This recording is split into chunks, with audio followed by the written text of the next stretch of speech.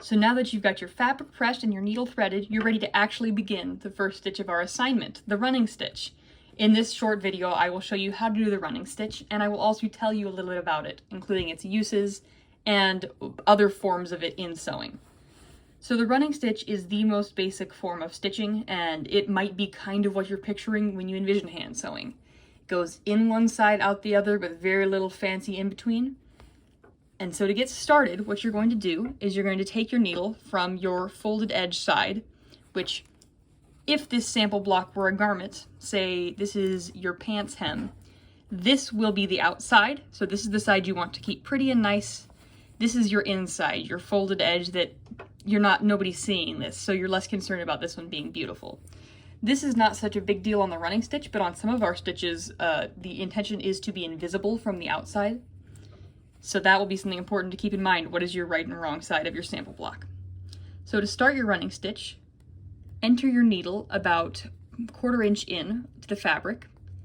And what you're going to do is you're going down one side and out about 1/4 inch later. If you don't feel confident in your ability to judge 1/4 inch-ish, you can also mark this out on your fabric for these practice squares to try to keep them nice and consistent. Next, I'll go back down about 1/4 inch away again, down, and then I'll try to come back up, similarly spaced. So this stitch is all about down and up.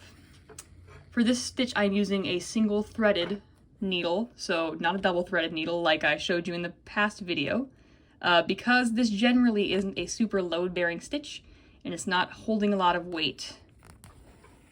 These little 1/4 inch stitches are the running stitch. However, running stitch's big brother is basting stitch, which is essentially a chunkier 1 inch wide version of the running stitch.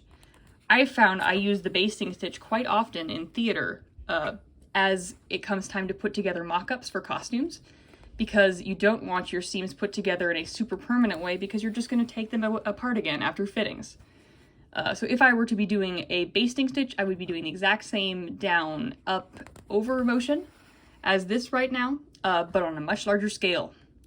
If you've got any questions about the running stitch or the basting stitch, please let me know next time you see me in class, or you can send me an email right now.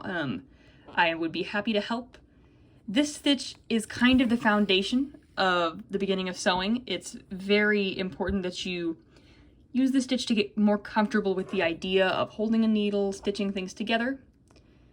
And okay, we've reached the end of our stitching length, and so now I'm going to tie it off. To tie off something while sewing, you take a tiny little piece of fabric here, sometimes called a bite of fabric, and you pull it through the loop of your thread. And you'll want to repeat this. I generally do it 3 times if it's something that's going to stay, and 2 times if it's something temporary. So I've got it, and then I'm going to go whoop through that loop.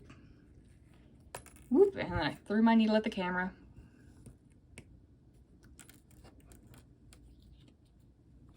And sometimes you got to kind of wiggle with it.